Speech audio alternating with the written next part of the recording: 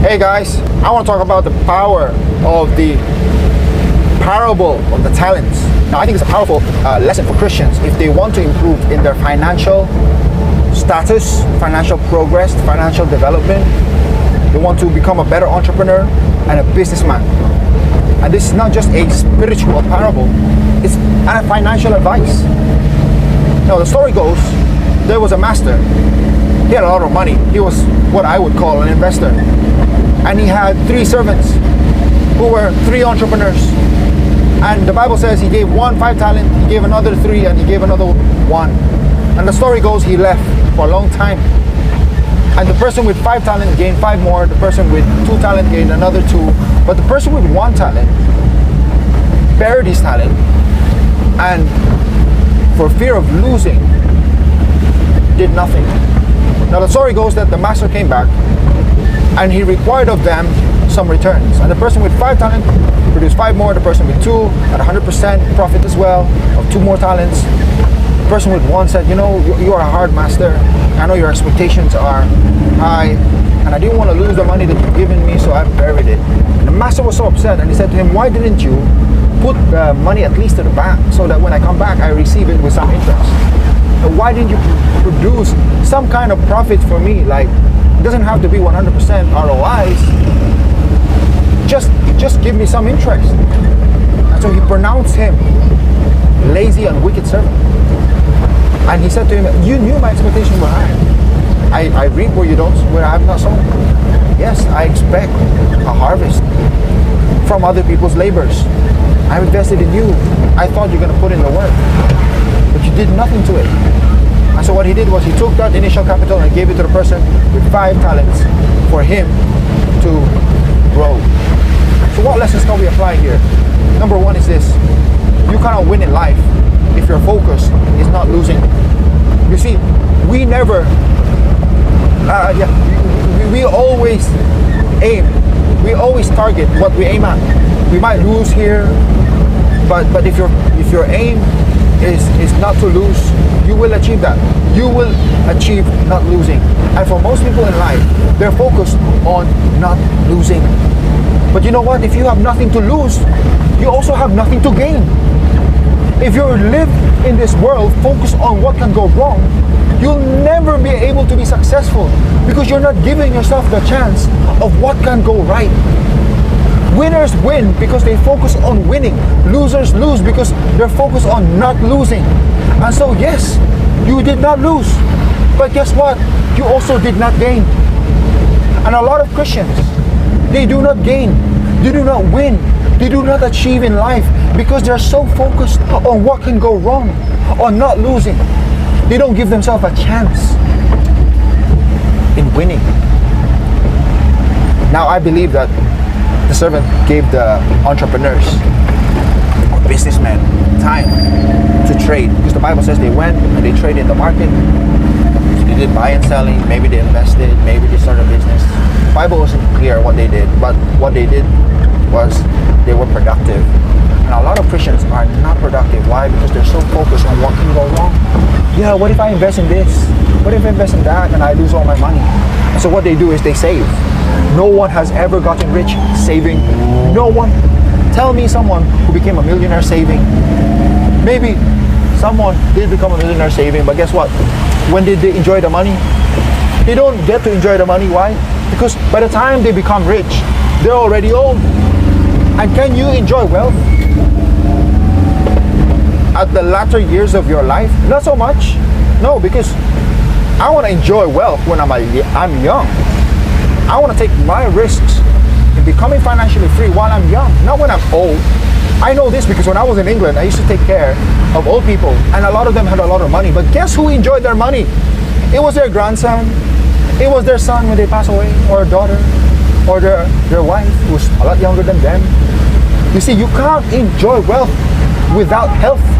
And so if you're gonna wait for your health to deteriorate because you want to save, you don't want to take risks on what could potentially earn you and more money and more returns on your investment, then you're gonna have to play the slow game. And what I've learned in this day and age, things happen fast, things move fast, and money follows speed.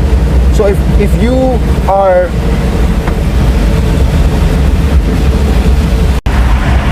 so if you're playing the slow game, in the sense that you're waiting for things to happen, you're just saving your way to wealth, then I'm sorry, it's gonna happen very slowly, or nothing's gonna happen, because the amount of money you're saving isn't keeping up with inflation. So are you really saving money, or are you losing money when the value of the money that you have in your bank is worth less? And we can see this during the pandemic. Like when I was in England, 50 pounds could last me 1 week worth of groceries. But now 50 pounds won't even last me 3 days. Why? Because the cost of milk, bread, and essential goods has gone up. My salary hasn't gone up, but the same amount of money is not able to buy me the same amount of goods. Why? Because the purchasing value of the money over time, due to inflation, would mean that you buy less, you get a less amount of value with the same amount of cash. Yeah, that's true. More and more like central banks around the world are printing more money, and so the money that is circulating in the economy is worth less. And so are you really saving, or are you losing? You're not gaining anything by saving. You have to invest it in something that will go up higher than the rate of inflation. You have to start a business so that you will earn more, not just from your own efforts, not just from the time you spent working, but actually from the efforts and knowledge, expertise of the people you hire in your business. And that's why the people who are rich in this world are the people who get rich from other people's knowledge, not because they're the most smartest individual, because they hired people who are smarter than them. Not because they're the hardest working individuals, but because they hired people who work hard. Not because they were the most competent, but because they were able to see talent, identify talent, and enable them to do the work that they are more competent at than them. They're leveraging other people's knowledge, time, and effort, and skill, or qualification, expertise, whatever you call it. And that's why the people who are rich in this world are not the people who work the hardest, are the people who knows how to leverage. Are not the people who are just waiting for things to happen by just working, saving. No. They create work, they create opportunities. They are proactive. They're not waiting for things to happen. They learn quickly. And money follows speed. That means you have to move quickly, decide quickly, not slowly. And you have to learn quickly as well, because opportunities have come. The opportunities 10 years ago aren't the same opportunities today. The opportunities last month are not the same opportunities today. So that's why you have to learn quickly, have to identify opportunities quickly, and decide quickly, not slow. People who act and decide quickly, act slow and decide slowly, are often the people who miss opportunities. Missed out on this investment, missed out in this opportunity, missed out on starting a business. And that's why they don't become successful in life, because they're slow. Not only are they not successful because they're focused on what can go wrong, instead of focusing on what can go right and giving yourself a chance to achieve what you want, it's because they're also slow. They're always in the fence, like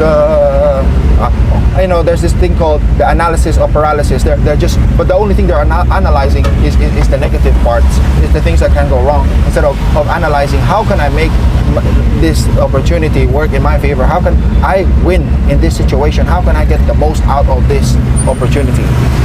And so they let opportunities pass them. Others won, but maybe for me I will lose. Others became rich, that's for them, but it's not for me, because if I do that, it will probably be a fail. And so they are so negative. They just sit back on the fence and wait for things to happen. And you see, this is the problem. People who have this mindset of not being proactive and not taking quick actions, swift decisions, are late, and they miss out on opportunity. But going back to the first point, that they're focusing on what can go wrong. You see, the rich people, they love when things go wrong. There's this saying that buy when the streets are red, buy when the market is bleeding. You see, the rich people, they wait for things to go bad. They see emergency as an opportunity. And so when the markets crash, when no one is confident at investing, they look at the stocks or business opportunities that aren't doing so well, and they invest in them low. And then later, when things are going well, they sell. But the people who are focused on the negative, they don't buy when that was a buying opportunity. They don't buy when Bitcoin was low, when the stock markets were low, because they're afraid that it's going to get even lower. They only buy when the market's going up, and everybody's saying that, oh, Amazon's going up, Netflix is going up, Bitcoin's going up, crypto's going up, and so they start buying because, you know, the sentiments are positive. You know, oh yeah, nothing can go wrong. Okay, I'm gonna invest my money, and then guess what happens? They invest at the top, while everybody who bought low sell at the top. And so the people who didn't buy the bottom out of fear, because fear is their main motivation or of action, they start buying when things are good, things are going up, that they get wrecked. Because that's usually when those people who buy when things were low sell and take profits, and they wait for the next emergency, because every emergency to the rich is an opportunity. Because they are positive when everybody's negative, and they're negative when everybody who is positive. That's the mindset you need to have.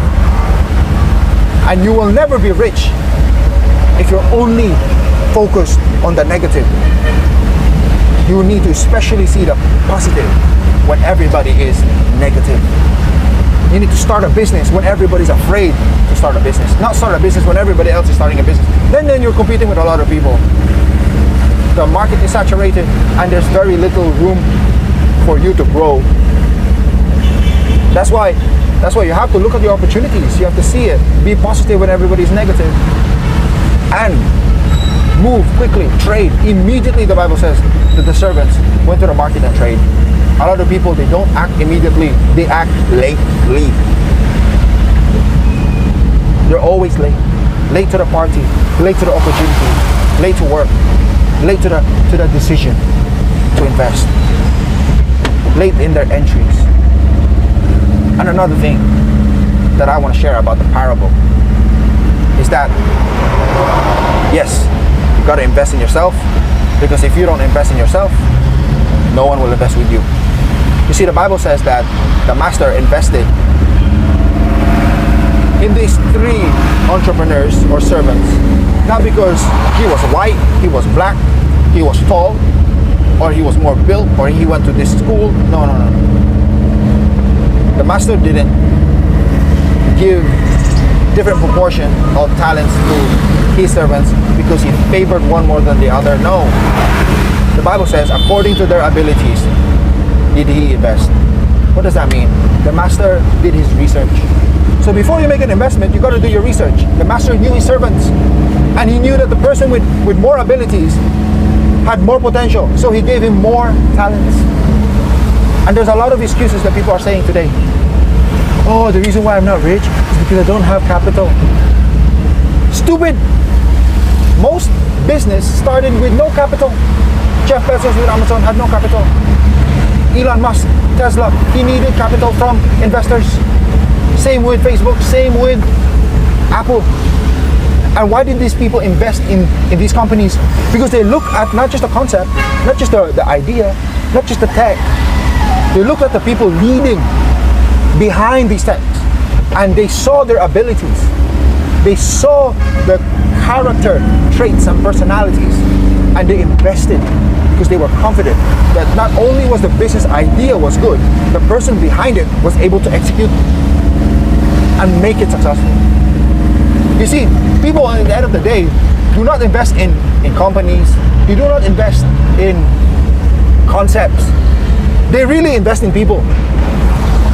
And the reason why Steve Jobs, during his time, made Apple the most valuable company in his lifetime was because he was the kind of person who was persistent. He was passionate. And not only that, he was innovative. He wasn't the smartest guy. He didn't have engineering and coding. No. In fact, he went to college and studied calligraphy, writings. He wasn't the most smartest individual that made Apple propel itself in the technology world or technology industry.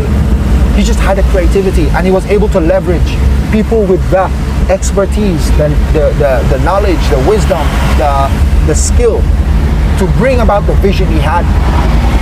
And so a lot of people with a lot of money, like the master, invested in Apple, not because of Apple's product, but because of who was leading Apple, and that was Steve Jobs.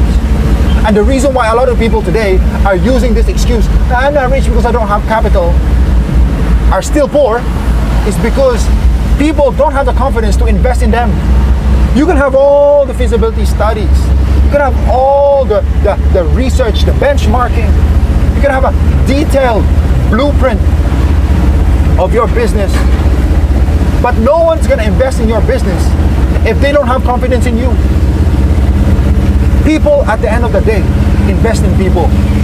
Because no matter how good that business, that service is, that product, that software, if you are not the kind of person who can execute it, no one will spend a penny, a dime, a peso, a penny, a pound, a dollar, a cent on you.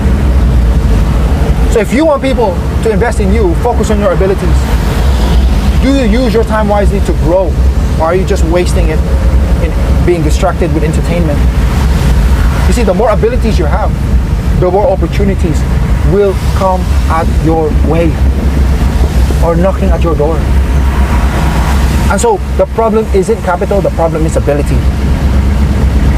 Because if you look at all the companies in the S&P 500, they're started by people with very little or no money.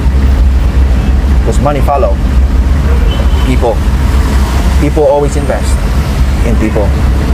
Be the kind of person that people will be confident at throwing money. Because more than believing in the concept, people have to believe and have faith in you. And that's why you see a lot of business. They didn't generate revenue for decades. Facebook didn't even generate a revenue the first 10 years. Amazon took like 7 years or more. You can fact check me, before he was earning money. But why were people throwing money at these companies despite not earning anything for half a decade to a decade?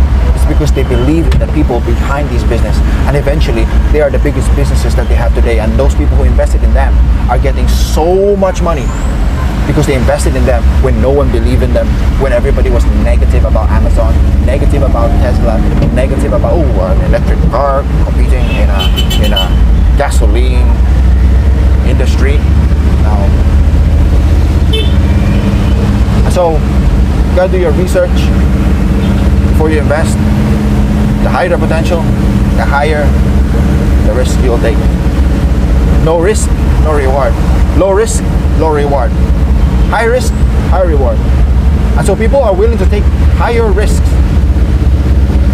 with people with higher abilities because they understand they are able to bring more or higher rewards. Be the kind of individual, entrepreneur that is constantly growing, constantly learning, constantly self-correcting, constantly adapting, not willing to give up in the face of adversity and failure. In fact, one thing I like about the Bible, another lesson, is that in business, you have to have a strong backbone. In other words, you cannot let failures discourage you easily. The Bible says a righteous man falls 7 times, but he gets up.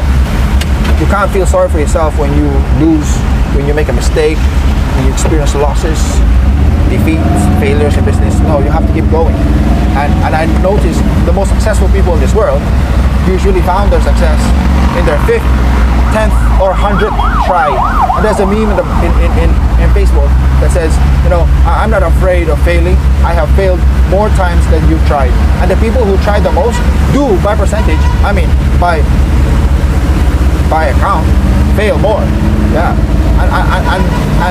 And the problem with the servant with one talent was that, yes, he did not fail because he did not try. But you also don't win if you don't try. You might lose if you try, but you'll never win if you never try. And so you may not win as well in your first try. You have to keep trying again. And the meaning of this number 7 in the Bible means perfection. So he goes with the saying, practice make perfect, right? So he probably tried more than 7 times. He kept trying until he got it right. He kept trying to get up, even though his first business failed, second business failed, third business failed, fourth investment failed, until he had a breakthrough. And he never was flat on his face again, but he remained standing. So this is the kind of traits you need to have if you want to be successful. Not being afraid of failing. not being discouraged when you experience failure, and you have to keep on trying, because the more you try, the better you become. You get more experience, you gain knowledge in failures. You learn nothing in success, but you learn everything in failure, because in failure you begin to realize, oh, it doesn't work this way.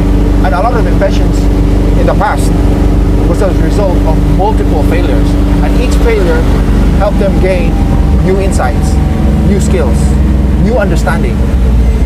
And many of the success, in fact, I think all of the success is built upon a multitude of failure.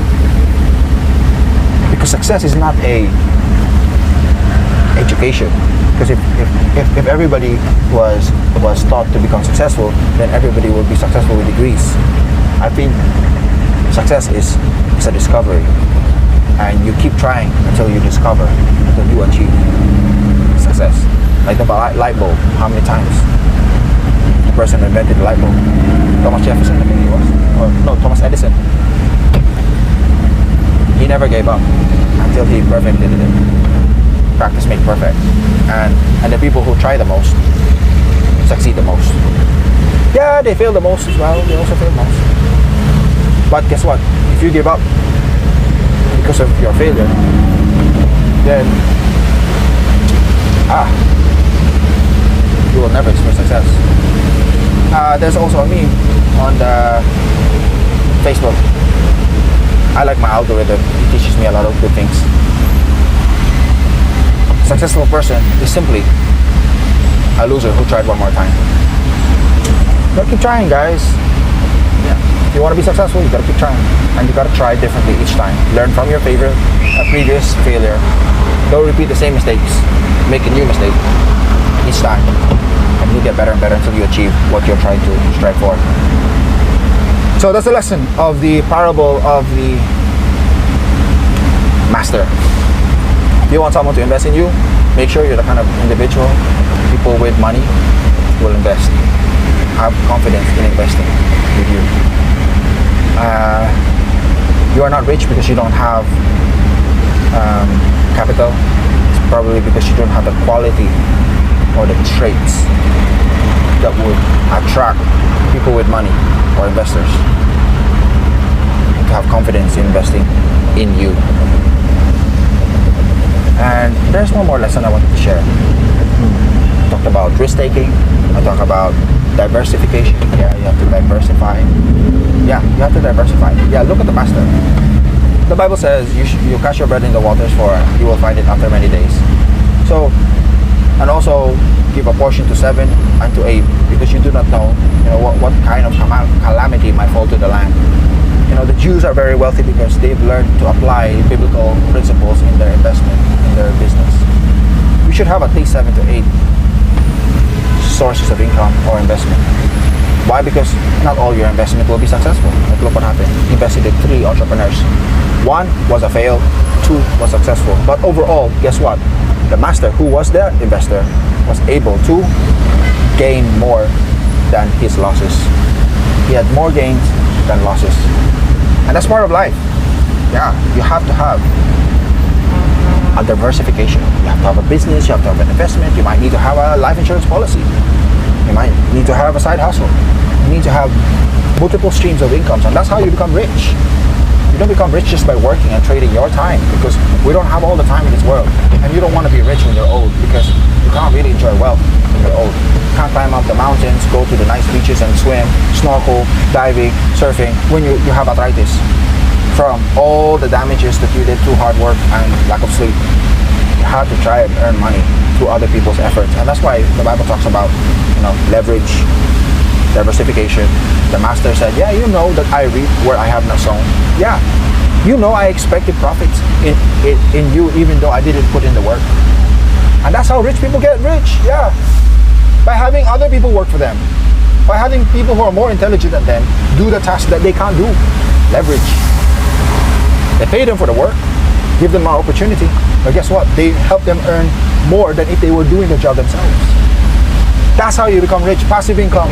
Let others do the work actively while you passively manage the business. You want to work here rather than here. and rather than here, because we don't have all the energy in the world, we only have one body, and we don't have all the time in the world to become rich. And that's why you got to work here. You got to find the people who are more smarter than you to do that intellectual work than you. You have to find the people who are more physically fitter than you to do the physical work for you. Provide them the fair salary so that they can also, have a good quality of life and progress and have their dreams be fulfilled also. But at the same time, you want to leverage and not do all the work yourself, because you'll never get rich that way. And you see who got rich the most? It wasn't the servants. He was the master. Why? Because he invested 5 and he gained another 5. He invested 2, he gained another 2. And yes, he didn't gain anything with the one servant, but guess what? He had the most to gain. Why? Because he had the most to risk. He risked, because you see, the 3 servants didn't invest their money. And if they lost the money, it's not their money. It's the master's money. And that's why higher risk, higher rewards. The person who had the highest risk, who put the most capital, stand the most to lose, but they also stand the most to gain. And in this instance, because he did his research, he looked at the potential and the abilities of this company, or in this instance, servants. He had more gains than loss. In fact, he didn't lose. He just didn't gain anything with a unprofitable and lazy servant who was waiting for things to happen. So you got to be proactive, guys. You got to study. You got to learn. You got to understand your investment. Do your research before you start your business. Keep trying. Be patient, because the master didn't expect a return right away. He says after a long time he came back and expected return. So you have to give time. You have to have patience, because nobody gets rich quick. And if it's a quick rich scheme, it's probably a scam or a Ponzi scheme, and you're going to lose all the money that you invested. So yeah, you got to be wise. You got to do your research. You got to look out for opportunities, and that's what the master did. He looked out for opportunities. He saw the skills and talents and abilities of these servants, and he took the risk with them. He invested more with servants with more potential, more abilities, and less with servants with less potential and less abilities. And so he knew how to diversify his portfolio and spread out the risk he was taking. And he had more gains than losses. So that's what we want to be. We want to do that. We want to learn. If you want to be rich, you have to learn to leverage. And I have a story. There's one of our clients that we do glutathione treatment and stem cell therapy and collagen, all that stuff. Basically like supplements through IV therapy. And he said that he has 4 kids, 3 of them are married, and he gifted them with their own house. Wow, and it's a woman who divorced her husband, who was a drunkard. She did this all by herself. What a champion. What a champion, I call her. And she told me that he's her eldest son, she gifted with a business, and the business was buying and selling cars. And not only that, he does car wash, car details. Ooh. Let me just pause for a while.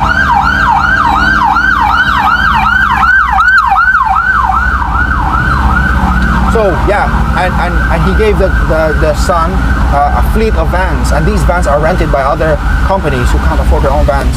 And he earns money, like $2,000, $3,000 every day, and he has like 20 of them.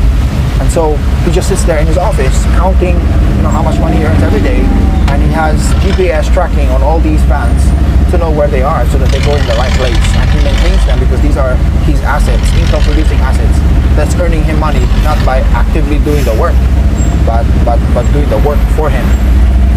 So if you want to be rich, find ways where you can have income producing assets, leverage the work so that you don't do all the work because you only have one body. Have multiple bodies work for you, pay them a fair share of the salary, and those people will earn you more money than you doing all the work yourself. And on top of that, you're providing opportunities for others in the economy by doing so. So that's how you become rich. And the Bible also, the Bible also says, he gave him talents, right? So these talent is a measure of weight for gold and silver. Now, in today's value, 1 talent is roughly $2.7 million.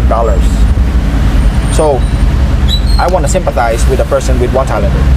Yeah, I understand why he was afraid, because he wasn't saying, oh, it's not fair. I only got one talent. But guess what? One talent is a lot of money. If someone gave you 1 million today, would you be complaining? I wouldn't. And so I also sympathize and understand why he was afraid. He didn't want to lose a lot of money that was entrusted to him, and he wasn't sure. He didn't want to take a risk. That's why he buried it, because he didn't want to lose a lot of amount of money. So you cannot say that the master was unfair. You know, oh, you only give one talent, it's not fair. No, one talent was a lot of money. And so my question to you is, you might say, oh, I only have little. No, you have a lot. God has given me a lot of opportunities. Maybe youth, maybe education, maybe citizenship in some kind of country that give you access to other countries, health, intelligence. Use those talents, man, and grow it, multiply it. Grow your ability so that you'll have more opportunities knocking at your door. Remember, it wasn't the servants who came to the master for a business plan. Hey, can you invest with me? No, it was the master investing in them. So opportunities follow you. The more abilities you have, the more opportunities will open before you. You will attract opportunities. You will attract investors. Things will fall in your lap, because with more abilities comes more opportunities. And with more opportunities comes higher responsibility. So make sure you have the ability to back up the opportunity you are going to take. Otherwise, that opportunity is not for you. That opportunity is for other people who are more able abilities than you. Focus your ability, invest in yourself, and then you'll have more opportunities, more investors, maybe more capital in your business idea. I started a business with no capital, and my business isn't that successful yet. But guess what? Every day I'm learning. Every day I'm self-correcting from my mistake. Every day I'm improving. You know, and I'm seeking counsels from people more wiser, more richer than me, so that I can do a better job than what I'm currently doing. And I don't let a day go by where I'm not somehow learning, educating myself, so that I can be able to take on greater opportunities. So guys, we've got to do that. We have to have a growth mindset, not a limited mindset. We have to be willing to take a risk. Yeah, by focusing on the positive, not just be blinded by what can go wrong. And I hope you learn from the lesson I've shared by the master.